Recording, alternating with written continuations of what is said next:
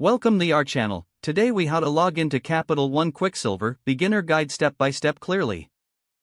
To begin, open your preferred web browser. In the address bar, type in the URL for Capital One's website. Press enter to navigate to the site.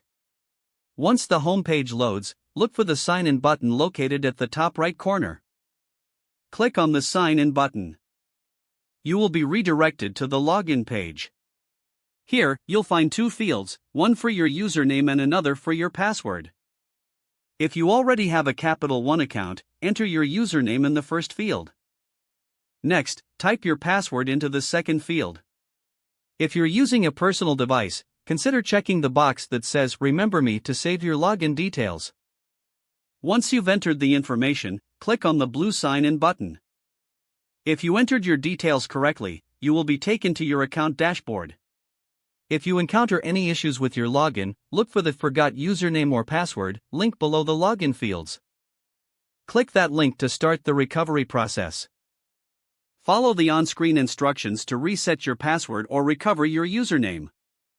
Once you've completed the necessary steps, return to the login page to try signing in again. After successfully logging in, you can now access your Capital One Quicksilver account.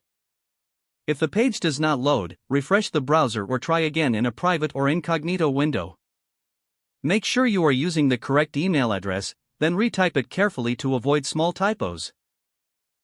If your password is not accepted, use the reset option and create a new strong password you can remember.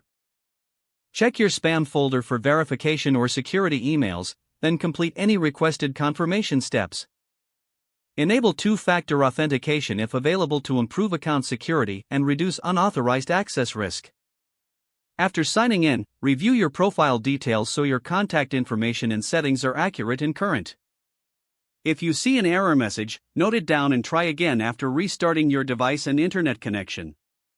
Log out when you finish, especially on shared devices, to keep your account and payment information secure.